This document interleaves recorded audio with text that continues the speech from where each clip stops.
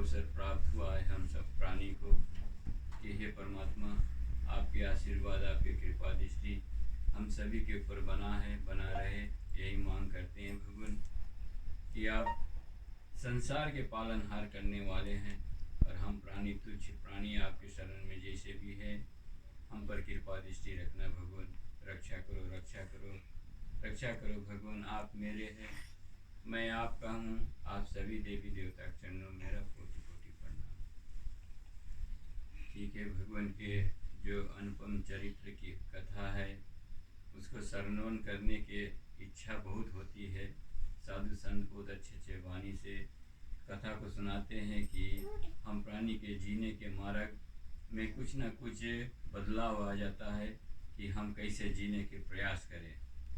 आप सभी जानते हैं हमारे कृष्ण भगवान जब गोकुला में आए, 6 दिन के थे, तब कंसा ने पूतना को आदेश दिया कि जाओ तुम कृष्ण के किसी भी तरह से उसकी मृत्यु हो जाए।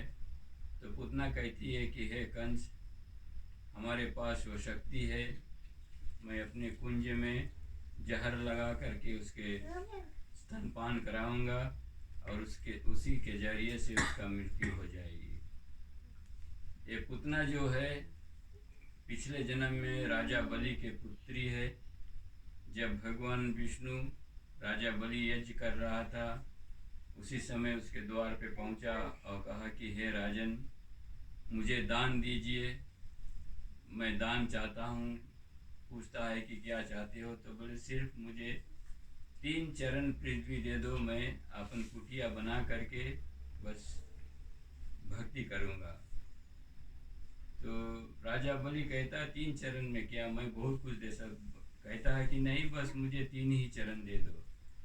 राजा बलि भगवान के जो वामन अवतार देखा, इतने मनोहर कि सबके दृष्टि को हर लेने वाला। तो उसी समय राजा बलि की बेटी के मन में ऐसे विचार आया कि यदि ये छोटा बालक मेरा पुत्र हो तो मैं इसकी स्तनपान कराऊं, बड़ा आनंद प्राप्त होगा। तो कृष्ण जी कहा कि अच्छा चलो, तुम्हारी इच्छा भी मैं पूरी कर दूंगा, पहले आपके पिता की इच्छा पूर्ण कर दो। ये दान देना चाहता है। वो आप सभी जानते हैं कि 3 चरण में पूरा सब कुछ नाप लिखा। तब इधर माँ यशोदा बालक को संग में सब पूरे, जिस दिन से भगवान ये अवतार हुआ, यानी गोकुला में भगवान आए, नित्य प्रतिदिन हर कोई भी रास्ते चलते सुनता है कि नंद के ग्रह लाला भया है, सब दौड़े चले आते हैं, देखते हैं सबके नयन मनमोहन, सबके मन को मोहने वाला है, दृष्टि किसी के हटता नहीं है। तब उसी बीच में यानी पूतना प्रवेश करती है और भगवान को उठा करके अपने गोद में ले लेती है, भगवान के स्थान पान कराती है। जैसे जैसे भगवान ने खींचा है, दूध के सहारे से उसके प्राण निकलने लगा, तब पूतना अपने विकराल रूप में आ गई, जो असली रूप उसके था, बहुत भारी। और खींचते खींचते भगवान ने उसके प्राण को ले लिया। फिर पूतना गिरती है, बहुत भारी से आवाज होता है, सब दौड़ते हैं कि क्या हो गया। देखा है कि कन्हैया पूतना के पेट पे यानी छाती पे खेल रहा है, चल रहा है। तो सब देखते हैं भगवान के छवि को देख करके, लेकिन इतना मोहित हो जाते हैं कि सोचते कि ये बालक कैसे उसके छाती पे बैठा है। तो कृष्ण भगवान ने सोचा कि यदि मैं इसी लीला में रहूंगा तो सब जान जाएंगे कि मैं भगवान हूँ। तो क्या कहा, रोने लगा। माता ने जल्दी से उठा करके उसे अपने गोद में ले लिया और लेकर के जाती है महल में अपने। जा कर के कहती है कि हमारे बच्चन के ऊपर, हमारे बच्चा के ऊपर किसी का बुरा नज़र लग गया। और नज़र उतारती है। अब कहती है कि मैं किसी के देखने के, कान्हा के कोई भी देखने आएगा मैं एक रोक दूंगा कि नहीं नहीं नहीं देख सकते हो। उसी समय भोलेनाथ बाबा बड़े प्रसन्न हुए कि चलो हमारे आराध्य हैं, हमारे भगवान अवतार ले चुके हैं, अब इच्छा के लिए वो भी दर्शन करने को आता है। जब भगवान गोकुला में प्रवेश करते हैं, पूछते हैं कि नंद बाबा के घर कौन सा है, ऐसे पूछता कि जिसे कुछ जानते नहीं है। तब किसी ने कहा कि चलो द्वार पे आपके कोई साधु आया है भिक्षा लेने के लिए। तो माता निकलती है, पूछती है क्या मांगते हो। बोले मैं भिक्षा नहीं, बोले मैं आपके लाला के दर्शन करने के लिए आया हूँ। तो माँ कहती है नहीं नहीं नहीं, आपको देख कर के हमारे बालक को डर लगेगा और डर जाएगा। बोले जो 3 लोग के डरा सके है वो मेरा चेहरे से क्यों डरेगा। ऐसे बहुत से सुंदर सुंदर कथा भगवान के बीच में होता है। तो शिव जी कहते हैं कि जो 3 लोग के स्वामी है श्री कृष्ण भगवान, मैं उसके दर्शन करके अपने जी के शांति पा लूँगा। फिर माता यशोदा क्या करती है, लेकर के निकलती है और कृष्ण भगवान के 3 बार परिक्रमा करके और अपने धाम को चला जाता है। तब कहीं जाकर के पता चला कि ये भोलेनाथ आया है। बहुत ऐसे कथा तो बहुत लंबी लंबी है, लेकिन इसी तरह से भोलेनाथ, राम और कृष्ण सत्य, प्रेम और करुणा, 3 बात याद करना। सत्य है श्री राम, प्रेम है श्री कृष्ण, करुणा है भोलेनाथ। अब भोलेनाथ के नैनों में बसा है, दाया नैन में है श्री राम, बाया में है श्री कृष्ण और तीसरा नेत्र में है भोलेनाथ, यानी करुणा। सत्य, प्रेम, करुणा, ये तीनों भोलेनाथ के साथ में है। इतना सुंदर आसन भोलेनाथ दिया है कि जब कभी नेत्र बंद करता है बस रामायण, नवदा भक्ति, जितने पुराण हैं सब में रमा रहता है।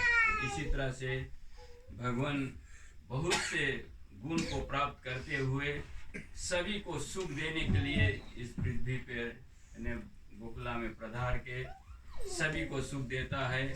और उसी सुख के लेकर के आज हम भागवत कथा सप्ताह पारायण श्रवण कर रहे हैं और अपने जीवन को धन बनाते हैं कि हे भगवान, आपके आशीर्वाद, आपके कृपा दृष्टि, आपके दया दृष्टि सदैव हम भक्तों के ऊपर बना रहे। रक्षा करना, रक्षा करना, रक्षा करो भगवान।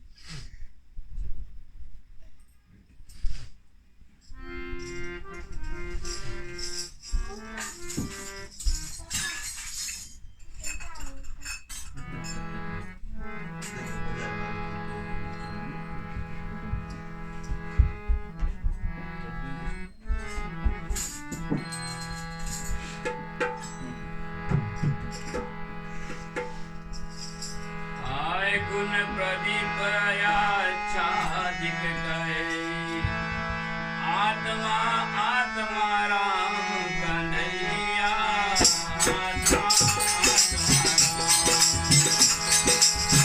चिंता चित साक्षात बारंबार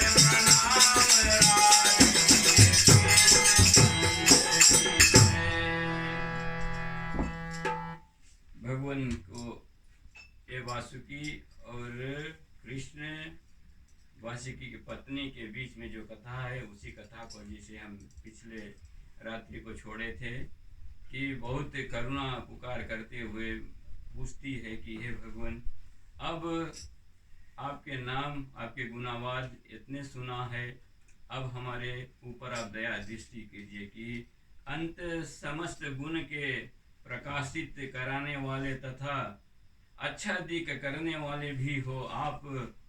हे भगवान, आपको मैं बारंबार प्रणाम करता हूँ कि किस तरह से भगवान के प्रणाम करना या प्राणायाम करना, इसी जगह से घट भीतर भगवान को इज्जत सम्मान मिलता है।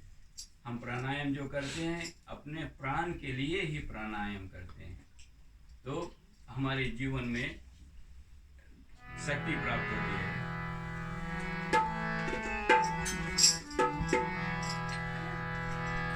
रहे असकित रहित भ्रमनाहि, प्रतिपालक धारक जग लाई। हरे आप अमोल चरित्र रही, अमृत मार मार बलिहारी।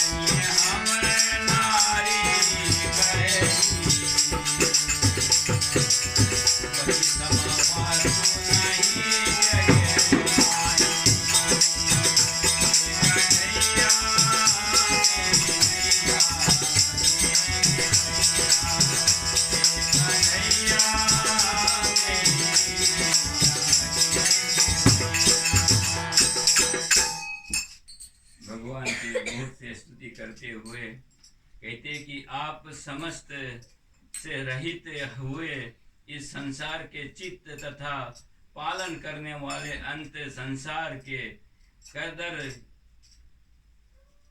करदार है, और इसमें जीव भी उन्हें नहीं जान सकते हैं कि किस तरह से आप अंत सफल चरित्र को कराने वाले हो।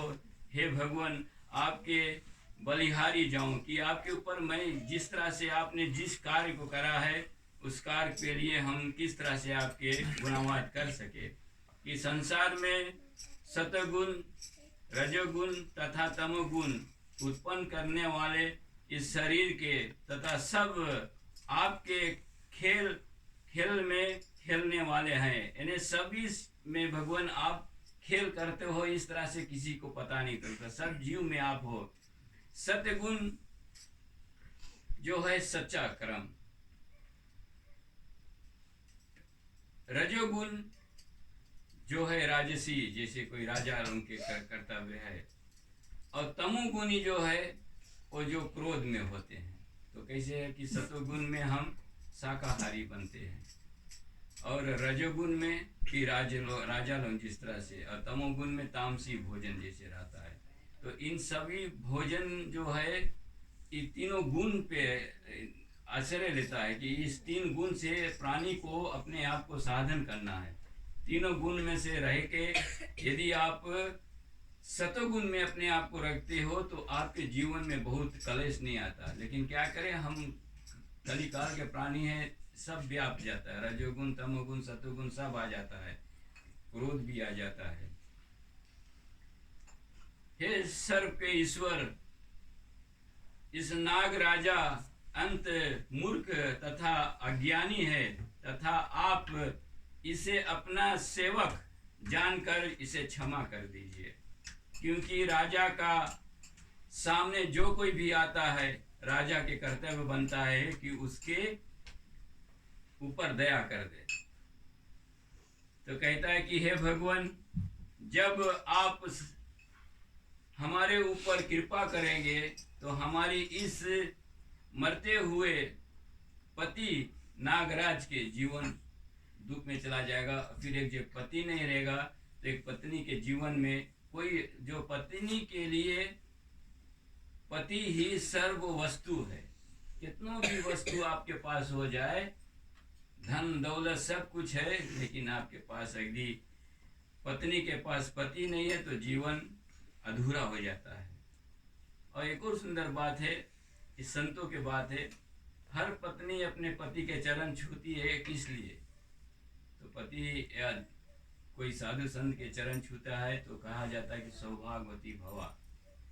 सौभाग्यवती भवा के अर्थ यही है कि जब तक पति है तब तक तुम हो, तुम पहले जाओगे, सौभाग्य है तब तो जाओगे। ये आशीर्वाद मिला है। पति पत्नी के बीच में अगर कौन पहले मरे तो कहने के तहत यही है कि पुराण कहता है कि पत्नी पहले जाए और पति बाद में जाए। सौभाग्यवती आशीर्वाद, जैसे अभी भारत में जो व्रत रखते हैं, करवा चौथ के व्रत जो रखते हैं कि पति के लंबा उम्र हो। जब पति के लंबा उम्र रही तो पत्नी जी, और इसीलिए आशीर्वाद है सौभाग्यवती भवा, कि तुम्हारा सौभाग्य तब तक रही जब तक तुम जिएगा। तो ये साधु संत के, लेकिन हमारे वेद पुराण में है राजा दशरथ तो पहले चला गए, 3 रानी ऐसी ही रहेगी। तो इसमें कोई हम कुछ कह नहीं सकते, लेकिन वास्तविक जो है हर एक पत्नी यही चाहती है कि हमारे पति यानी हमारा सौभाग्य, जो पति के हमारा सौभाग्य है वो सदैव जीवित रहे, अच्छी लंबी उम्र में रहे। तो हे परमात्मा, आज के अंतिम दोहा पे हम यहीं पे पहुंच चुके हैं।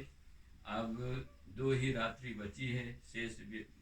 अब उसी में जो कुछ भी हम एक दिया के आगे आकर के बैठ जाते तो हमें उजाला प्रकाश होता है। हे भगवान, इस भागवत के आगे आने से ही हमारे जीवन में एक प्रकाशित हो जाता है, हमें पता नहीं चलता, लेकिन वो जो आशीर्वाद, जैसे ज्योति जल करके अंधकार हटाती है, इसी तरह से आपके नयनों से दर्शन हो जाती है, बस जीवन का सुख प्राप्त हो जाता है। आप भगवान के आगे आकर के अपने मस्तक झुका लेते हैं, भगवान इतने में बहुत प्रसन्न है। तो आपकी भावना के ऊपर है, जो आपके प्रेम है वही के ऊपर सब निर्भर करता है। बोलिए आनंद कंठ श्री कृष्ण चंद्र भगवान की जय।